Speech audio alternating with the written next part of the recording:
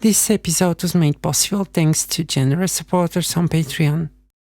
Hello everyone, my name's Alexandra Zerner, and for those of you who don't know me, I'm a progressive rock guitar player, also session musician, composer, and guitar teacher. And today's video is about reaction and analysis. Since some of you were interested in me making such kind of videos, so I decided to give it a try. And of course, I wanted to start this type of videos with something that's quite impressive and spectacular and also new. And I think the winner is Steve Vai. Since, you know, if you follow my career and my music, you know that he has been a major influence on me.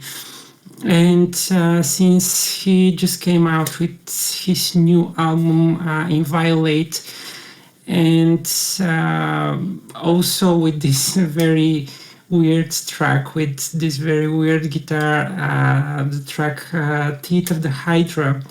And I decided that what would be the best option than this to start this new series. And right at the beginning, when I saw this peculiar guitar which looks extremely Vai-ish, and I was expecting something very interesting because we all know Vai, and we know that he's not making weird guitars just for the sake of cinematic look, but he actually does weird things with them, and I was very curious what he's gonna come up with. And the moment the track came out, and I was quite much impressed, and I'm sure that everyone who was waiting for this album by Mr. Vai was really impressed by this performance.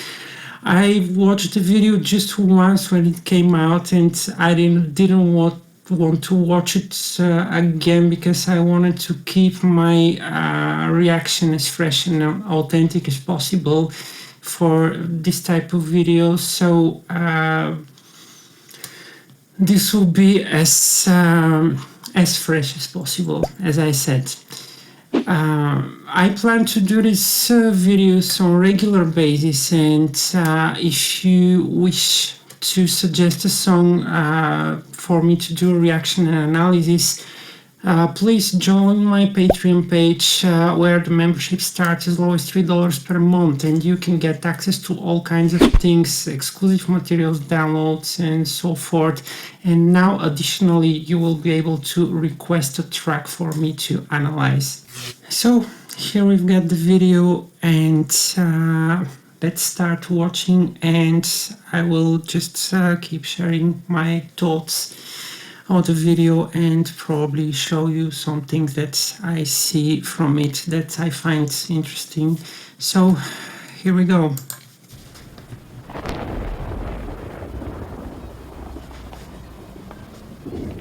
So that's quite interesting set here.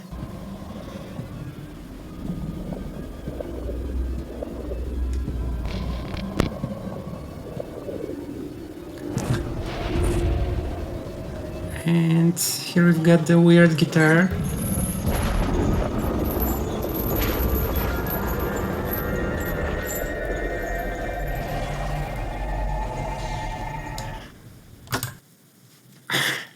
I'm still getting goosebumps here. I had the same type of feeling when I watched it for the first time, and it was like going back to these years when I saw him for the first time, and I was so impressed by everything that he's doing, and now it's like recalling this feeling one more time again. It's great.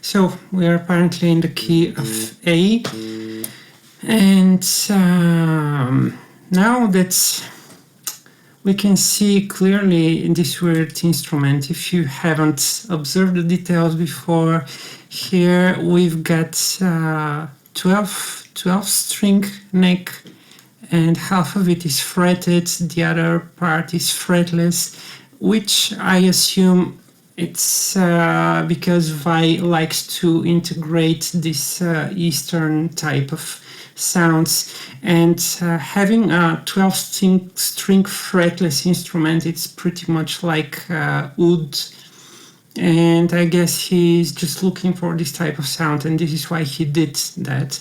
And of course, having frets gives a little bit more flexibility to do interesting things. Below we've got 7-string neck, which is something that I've been waiting for a long time, and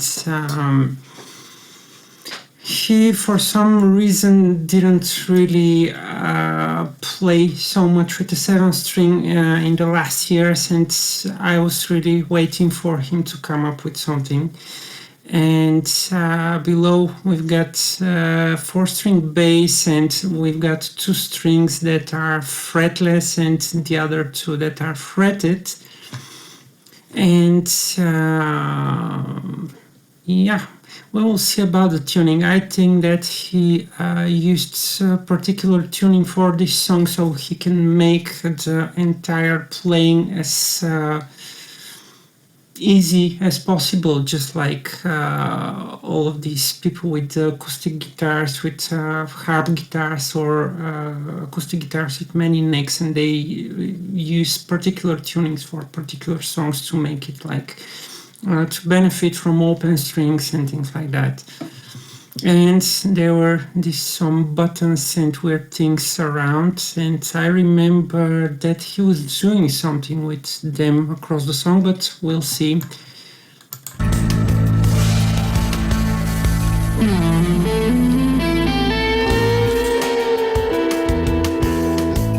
So we've got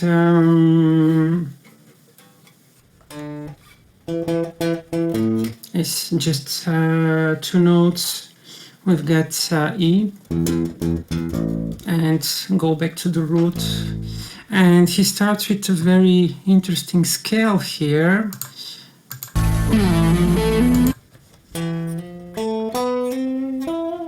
It sounds a little bit like these Japanese scales that Marty Friedman loves to use.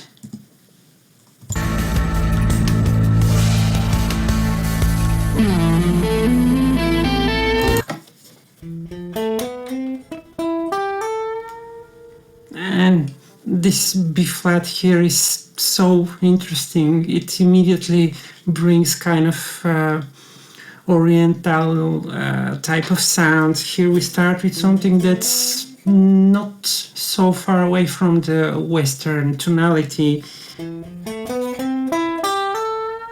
And here this note is just bringing this flavor.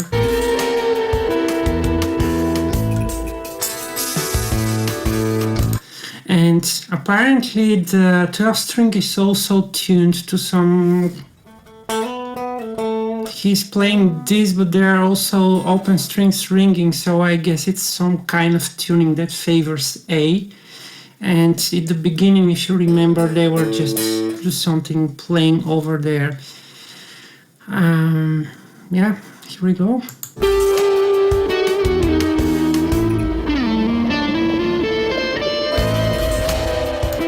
And here we've got the same figure one more time, but it's transposed.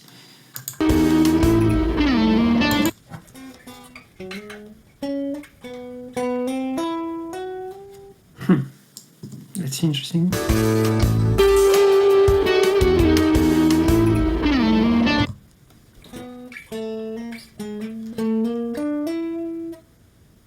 Yeah, it starts from a completely different.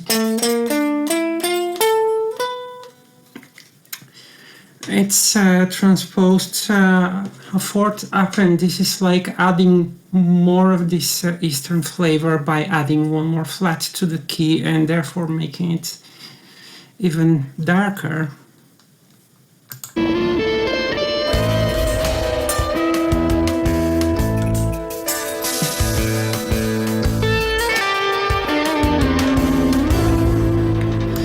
if you notice, he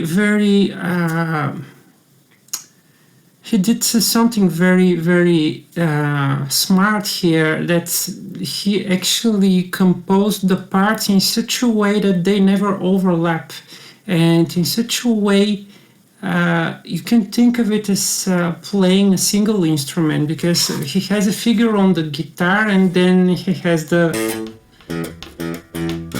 okay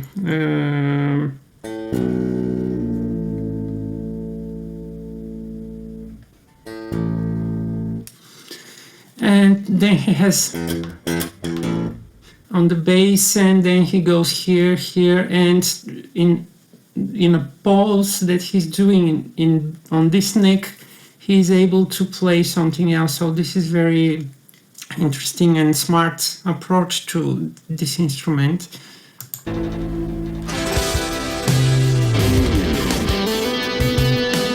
Here we've got C,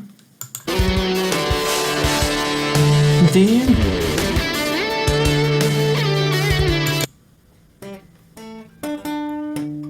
and apparently the bass also has an open D string, which is like regular tuning, kind of.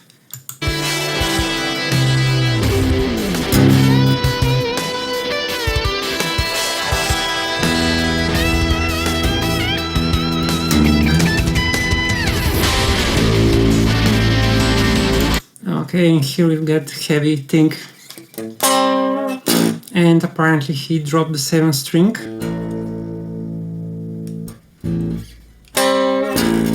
And we've got this A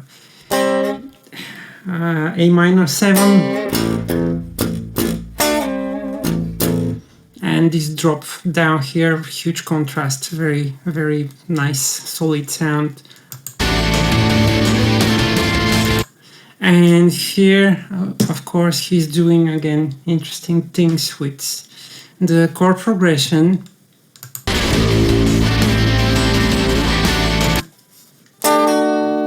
Here we've got D major, which makes it Dorian mode, and then he plays something else. G, and slides down to F, which brings us back to regular minor. So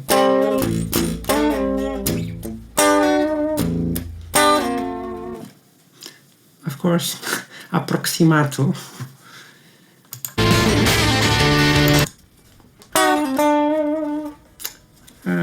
Very typical type of pentatonic bend. And here we got just D power chord.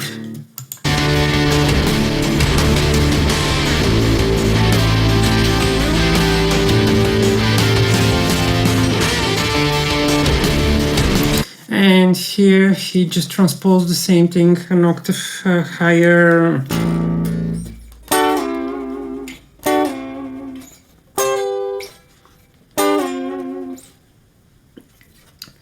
Which is a normal approach. We can see this type of things in many pieces, like from the guitar-oriented music.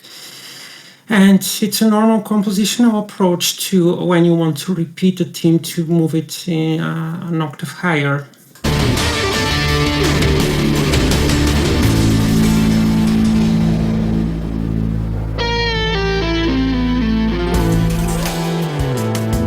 This is very interesting.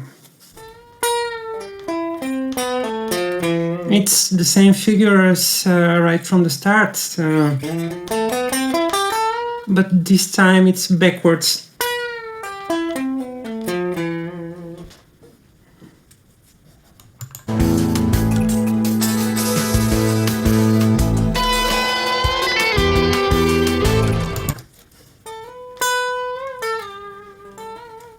We're just playing around A minor, nothing so strange here. This one was very cool.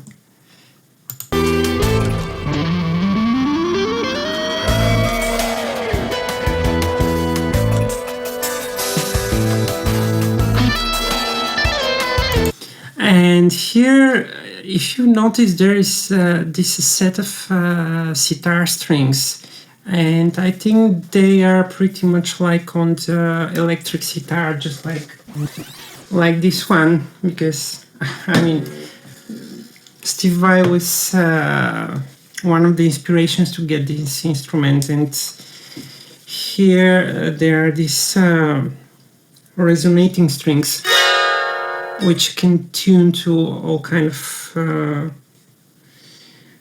scales or chords that you wish, and he has the same type of strings on this guitar, and this is what he's doing here with this movement. You can see here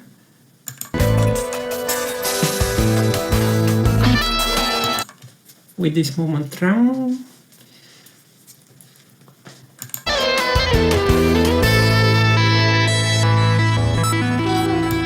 And here we've got the tweaking of these things. It's kind of filtered to me, it seems. This button that looks like a switch on a stove. It kind of changes the EQ stepwise, like you would do with a wah pedal or something like that, but it's not like gradually, but it's on steps. At least this is how it sounds to me.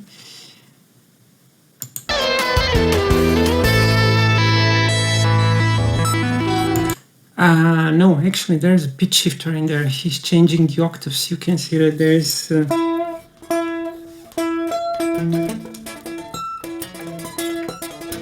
something like that that we actually hear.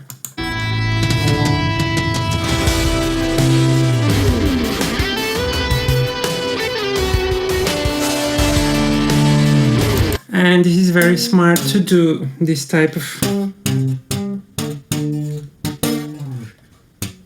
of course, it's the lowest string, so it's easier to do like that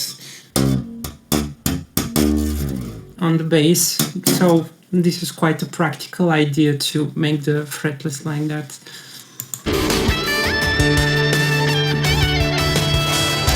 And this is very smart.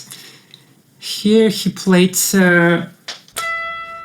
this flageolet at the end of the figure so he can leave it to sound while he's playing on the other necks.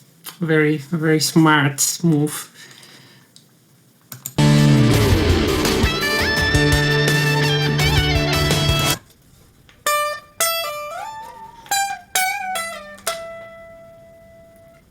Or something like that. And then he can go again with whatever the chord was, some F, probably. No, C major 7.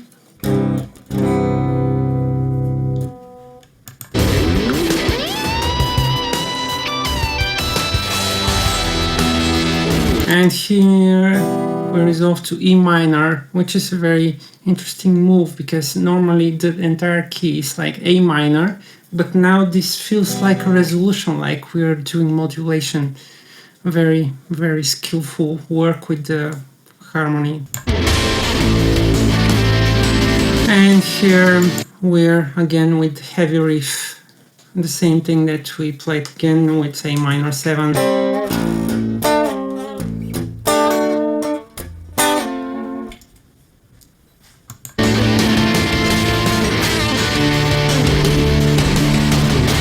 And he's playing again something in between the figures on this neck with the bass or down on the 12th string. Very interesting way of filling the gaps within the figures.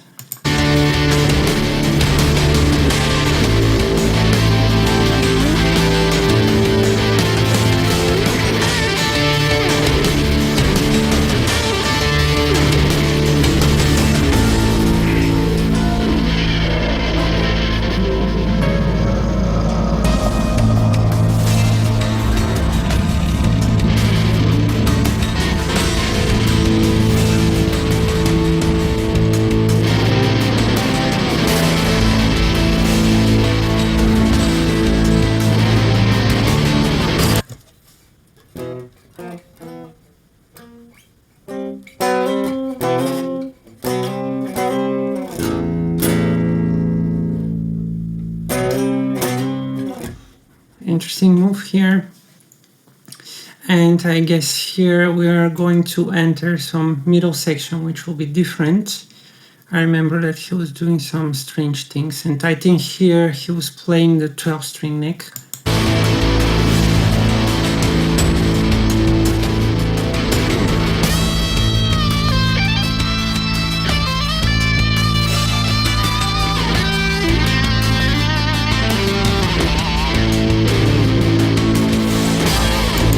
Very, very typical figures for Vai. This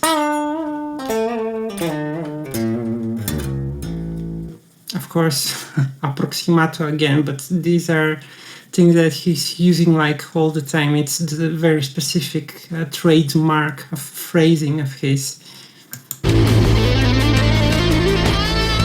And this one was very cool.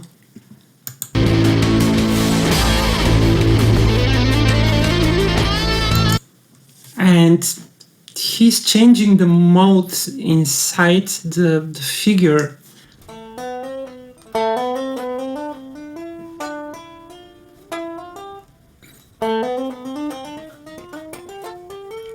Something like that.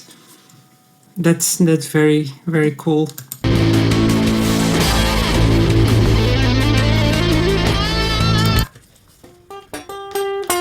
He starts with A minor regular, and here we move into something completely different. It's like we're playing already in C minor. Very, very nice idea. And we go back to A here. Very smooth, very smooth.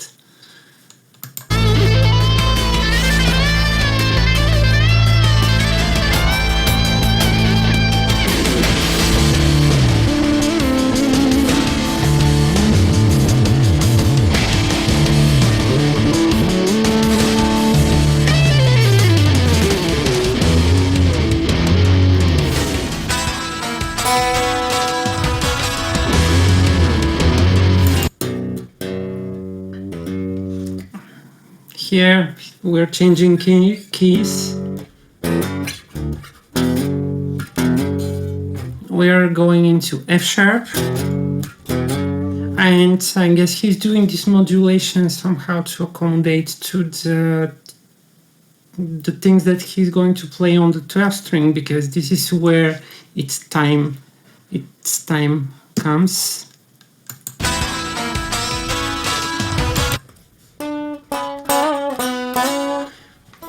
It seems like a standard tuning.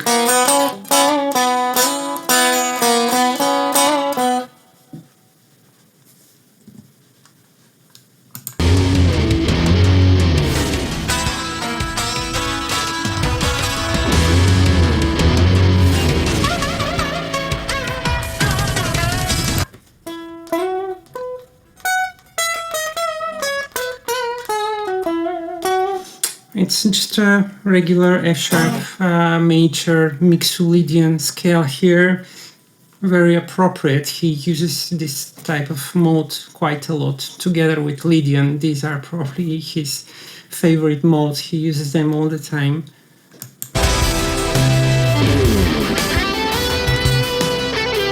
We're back to this part.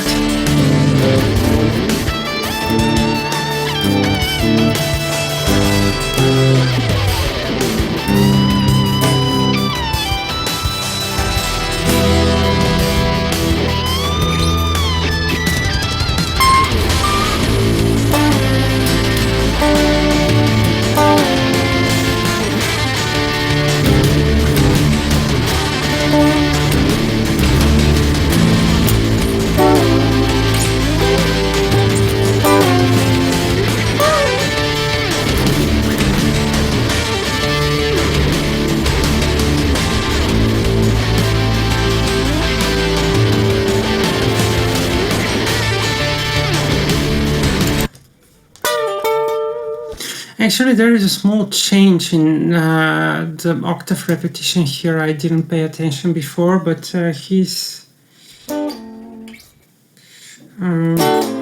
he's not playing entirely an octave, but kind of using different inversions, because here and here he's playing the next inversion, and this is something different. Instead of and then moving downwards to F, just like he did in the previous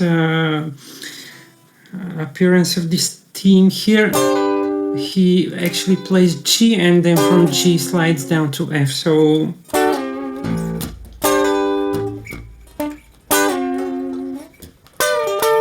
and again, this is similar type of figure, like it still accommodates the D major chord.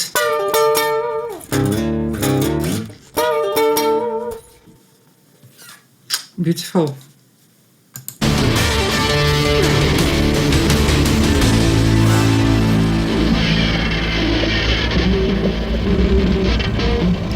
And these things, he's putting them on so many places. I was wondering, for the first time I heard this in Erotic Nightmares from Passion and Warfare, and I was wondering how, I mean, I thought that these are special effects, and then I saw him playing live this thing, and it was this big scratching very slowly. And it creates this spooky kind of vibe. A very, very creative solution.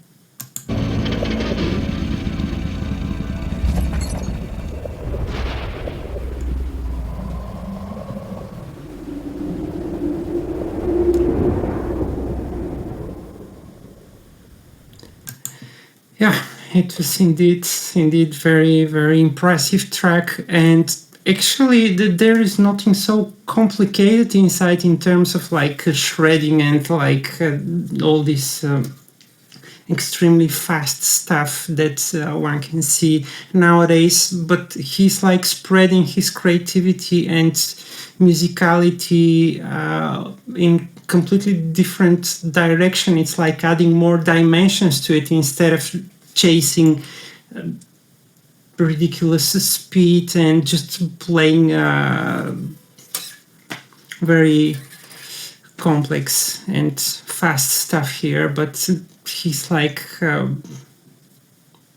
expanding in another dimension. It's just a great thing. I'm really very impressed from that. So that's everything for this video, and I hope you find it interesting. Please let me know in the comments below what your thoughts are, and do you like this format and so forth. And if you're a first time viewer, please subscribe to my channel and click that bell notification button to get informed when I upload new video. See you next time, and prog on!